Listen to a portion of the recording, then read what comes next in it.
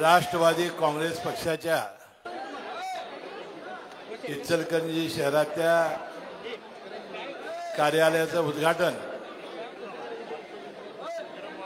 राज्याचे उपमुख्यमंत्री आपले सर्वांचे लाडके नेते आदरणीय अजितदादा पवार यांच्या हस्ते नुकतंच झालेलं आहे। या कार्यक्रमाप्रसंगी उपस्थित असलेले आपले अध्यक्ष विठ्ठलराव चोपडे, कोल्हापूर जिल्हा राष्ट्रवादी काँग्रेस पक्षाचे अध्यक्ष बाबासाहेब पाटील, धुंडीलालजी शिरगावे, अमित गाताडे, अशोक पाटील, माधुरीताई चव्हाण, बिल्किस मुजावर, सुभाष मालपानी, पूर्णानंद सवाशे, जीवनजी पुनिमिया, तौफिक मुजावर, जाफर मुजावर, संजय गोसावी, राजनंदिनी निंबाळकर, नागेश वग्यानी, अर्थव जाधव, निशिकांत पाटील, उत्कर्ष सूर्यवंशी, राजू चव्हाण, अशोक पाटणी, श्रीकांत कांबळे, दत्ता धेंडे, राजू आरगे, सर्व उपस्थित प्रमुख राष्ट्रवादीचे पदाधिकारी, मोठ्या संख्येने उपस्थित असलेल्या माझ्या माता भगिनी, कार्यकर्ते, बंधू भगिनी, पत्रकार बंधूंनो आणि मित्रांनो, आज इचलकरंजी शहरामध्ये एक अतिशय चांगलं कार्यालय आणि गुलाबी कार्यालय राष्ट्रवादी भवनच्या निमित्ताने या ठिकाणी उभं केलं। याबद्दल विठ्ठलराव चोपडे आणि त्यांच्या सर्व सहकाऱ्यांचं मी मनपूर्वक अभिनंदन करतो, त्यांना धन्यवाद देतो। म्हणून ज्याचा उल्लेख विठ्ठलराव चोपडेंनी आपल्या भाषणामध्ये केला,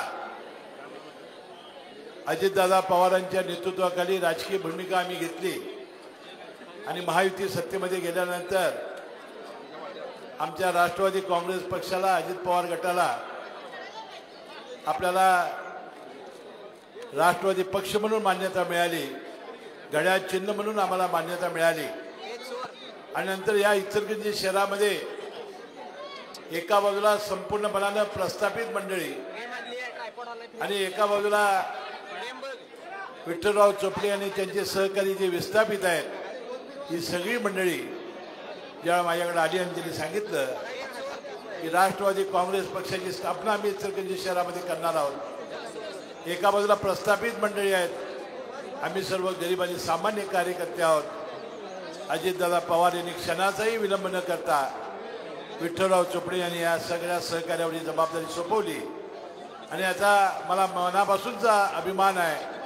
थोड्या दिवसामध्ये विठ्ठलराव चोपडे यांनी त्यांच्या सहकार्याने इचलकरंजी शहरामध्ये आणि या विभागामध्ये राष्ट्रवादी काँग्रेस पक्षाचं अतिशय चांगलं संघटन केलेलं आहे आणि इचलकरंजी शहर हे कामगारांचं शहर आहे, झोपडपट्टीमध्ये राहणाऱ्या गरिबांचं शहर आहे, अल्पसंख्याक, दीन दलित, मागासवर्गीय अशा 18 पगड जातीच्या धर्मामध्ये राहणाऱ्या लोकांचं हे शहर आहे आणि म्हणून मी विठ्ठलराव सांगितलं, फार मोठी संधी आम्हाला या निमित्ताने आलेली आहे। एका बाजूला प्रतिष्ठित आणि प्रस्थापित आणि मोठी मंडळी एका बाजूला राहतील आणि गरीब समाज जर आपल्या समोर एकत्र आणायचा असेल तर आपल्याला गरीब सामान्य माणसाची कामं करावी लागतील आणि ज्याचा उल्लेख त्यांनी आपल्या भाषणामध्ये केला। आपल्या शासनाच्या असलेल्या सगळ्या योजना, विशेषतः संजय गांधी निराधार योजना, विधवा, परित्यक्त्या, 65 वर्षाच्या वरील आई वडील ज्याला मुलं आणि सुना बघत नाहीत, त्यानंतर दिव्यांग माणसं, या सगळ्यांच्यासाठी योजना आहे। या योजना त्यानंतर ज्याचा उल्लेख त्यांनी आता केला की परवा अजितदादा पवारांनी जाहीर केलेली मुख्यमंत्री माझी लाडकी योजना, जी 21 वर्षे ते 65 वर्षे एका घरातील एका महिलेला, विवाहित आणि एका अविवाहित मुलीला 1500 रुपये देणारी योजना आहे आणि त्याचा उल्लेख अजितदादा आपल्या भाषणात करतील। त्यामध्ये थोड्या 1-2 अडचणी आहेत। माझ्याकडे अनेक मंडळी येत आहेत आणि सांगतायत सगळीकडे नाही की साहेब एकाला जर 2 बायका असल्या तर काय करायचं। मी म्हटलं जी लाडकी असेल त्या नवरोबाला सांग, विचारा आणि त्याला देऊन टाका। 2 मुली जर बिनलग्नाचे त्याचं काय करायचं, तर ती आज तरी आपण एकच मुलीपर्यंत आहे, तर मी मंत्रिमंडळात मागणी केली आहे की 2 मुलीपर्यंत योजना ठेवावी, परंतु मला वाटते लवकर ते होईल असं मला वाटत नाही। ते ज्यावेळा होईल त्यावेळा ते 2 मुलीपर्यंत ही योजना मान्य होईल। म्हणजे एका बाजूला संजय गांधी योजना राबवायची आहे आपल्याला, एका बाजूला ही मुख्यमंत्री लाडकी बहीण योजना जी अजितदादांनी जाहीर केलेली आहे ती आपल्याला राबवायची आहे। त्याचे पैसे कधी येणार, कसे येणार ते दादा सांगतील. परंतु विरोधकांच्या अपप्रचाराला आपण बळी पडायचं नाही. ते म्हणतात की निवडणुकीपर्यंत जुमला आहे.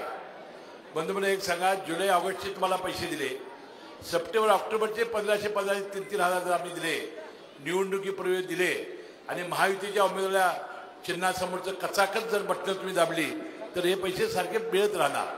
म्हणून 46,000 कोटीची तरतूद त्यांनी केलेली आहे आणि आपल्याला हे कायमपणानं आम्ही देण्यासाठी वचनबद्ध आहोत. मुलींचं मोफत शिक्षण ज्याचा उल्लेख आता विठ्ठलरावांनी केला, महिलांना 50% ST मध्ये सूट, त्यानंतर एका मुलीपर्यंत 1.5 लाख रुपये तिच्या लग्नाला मिळावे अशी त्याची योजना, पिंकी रिक्षा 17 शहरामध्ये 10,000 महिलांना रिक्षा, नंतर सामूहिक लग्न योजनेमध्ये जे सामील होतील त्यांना 10,000 रुपये म्हणून 25 रुपये देणारं अनुदानची योजना, 3 गॅस सिलेंडर देणारी मुख्यमंत्री अनुदान अन्नपूर्णा योजना, लखपती दिदी या 25 लाख महिलांना आपण 15 लाख रुपयेपासून 25 लाख रुपये आपण देतोय. पुण्यश्लोक अहिल्यादेवी होळकर महिला स्टार्टअप योजना, ज्या महिला व्यवसाय करू इच्छितात त्यांना बिनव्याजी योजना आहे. या सगळ्या योजना, त्याशिवाय नरेंद्र मोदी साहेब देशाचे पंतप्रधान यांनी पुन्हा 5 वर्ष केशरी आणि पिवळ्या कार्डावर आपल्याला मोफत धान्य देण्याचं सुरू ठेवलेलं आहे. ते आपल्याला मिळते. त्यानंतर दर सणाला 6 जिन्नस 100 रुपयाला उद्या गणपती उत्सवाला सुद्धा मिळणार आहे. चना डाळ, साखर, रवा, तेल हे सुद्धा देतोय आपण. म्हणजे मला सांगा, एवढ्या मोठ्या योजना या महिलांसाठी आणल्यानंतर आता फक्त तुमच्या घरामध्ये जेवण जेवढं आम्हाला करायला सांगा, आम्ही ते सुद्धा करून देतो. पण बटणं तेवढी आमच्या महायुतीच्या चिन्हासमोरची कचाकच दाबा, एवढी विनंती या निमित्ताने करतो. आणि एवढं महिलांसाठी केल्यावर लाडके भाऊ म्हणले आमच्यासाठी काय, बंधूंनो त्याचा उल्लेख विठ्ठलरावांनी केला. विणकरांच्याबद्दल काय ते दादा सांगतील. विजेची सवलत, आपल्या पिण्याच्या पाण्याचा इचलकरंजी शहराचा प्रश्न, परंतु शेतकऱ्यांना भरभरून देण्याचं काम या शासनाने दिलेलं आहे. 7.5 हॉर्सपर्यंत वीज बिल आपण माफ केलेलं आहे. मागचं थकीत तुम्ही द्यायचं नाही आणि आम्ही मागायचं नाही असा तुमचा आणि आमचा करार झालेला आहे. त्यानंतर मागेल त्याला वीज द्यायचं आहे. शेतपिकाच्या नुकसानापोटी आपण 15,000 कोटी रुपये दिलेले आहेत. अवकाळी बाजार झाल्यामुळे शेतकऱ्याला 47,000, शेतकऱ्याला 2,000 कोटी रुपये दिलेले आहेत. नमो शेतकरी मान सन्मान योजनेखाली 2,000 रुपये 4 महिन्याला, नरेंद्र मोदी साहेबांचे 2,000 महायुतीचे, महिन्याला 1,000 आपण सरळ शेतकऱ्याच्या खात्यावर वर्ग करतोय. 1 रुपयामध्ये पीक विमा योजना, अपघाती दुर्दैवाने शेतकऱ्याचा मृत्यू झाला तर 2 लाख रुपये, 3 रुपये गाईच्या दुधाला अनुदान, काना उत्पादकाला 350 रुपये अनुदान, धान्य उत्पादकाला अनुदान, अशी अनेक योजना या आपण केलेल्या आहेत. म्हणून मला वाटतंय हे राष्ट्रवादी कार्यालय हे गरिबांचं काम करणारं, या सगळ्या योजना राबवणारं केंद्र ठरावं. मी विठ्ठलराव चोपडे तुम्हाला शब्द देतो, या सगळ्या गरिबांच्या योजना करा.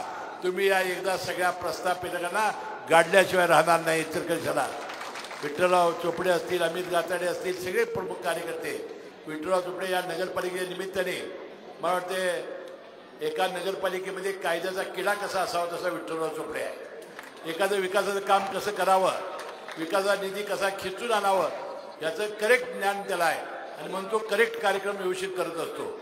आणि म्हणून सदाशिवराव मुर्दंड नंतर एवढा तज्ज्ञ आपल्या या नगरपालिकेचा एक नगरसेवक म्हणून विठ्ठलराव चोपडे लाभलेला आहे.